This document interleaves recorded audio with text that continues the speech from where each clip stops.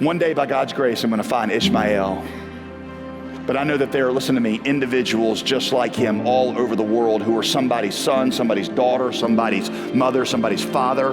And they are as precious in God's sight as you are in your parents' sight. They know what it's like to be lonely. They know what it's like to be afraid. They have the same wants, needs, hurts, and desires that you have because they're made in the image of God just like you are. And to go to hell for them is every bit the tragedy that it is for you and me. So could we please quit talking about 2.2 billion people like it's a stat around the world and start to understand it for what it really is, and that is individuals made in the image of God who are as valuable to God as you are. And I do not understand the way that looks at life that says, I'm just not that concerned with what's going on around the world. I don't understand the posture that says to God, God, I am asking you what your will is.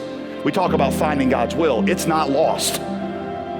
The Lord is not willing, 2 Peter 3:9, that any should perish, but that all should come to repentance. I see it a lot like, if you were walking down, somewhere downtown and there was a railroad track and there was a young child that was on the railroad tracks and the child was crippled and couldn't get off and there was a train coming. You don't stop and get down on your knees and ask God what his will is in that situation. You know what his will is. His will is for you to pick up the child and rescue it. We're sitting around asking God what his will is. We know what his will is. The question is not if you're called to this mission. The question is only where and how you are called.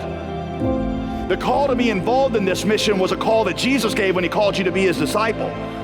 Follow me and I'll make you a fisher of men. If anyone wants to follow me, let him come after me, that where I am, there he will be also.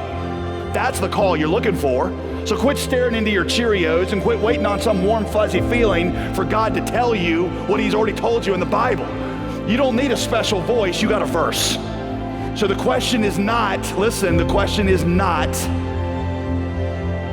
if I'm called to this mission. The question is only where and how. And God will direct some of you to do what he's done to direct me. I am a pastor in the United States. Some of you he will direct to be doctors and lawyers, and you will do your practice right here. So I'm not trying to diminish you, but I'm saying whatever you do, you are called by God to do it well for the glory of God, and you are called by Jesus to do it somewhere strategic for the mission of God, because that's what it means to be a follower of Jesus. And you have to see the world through the lens of that love.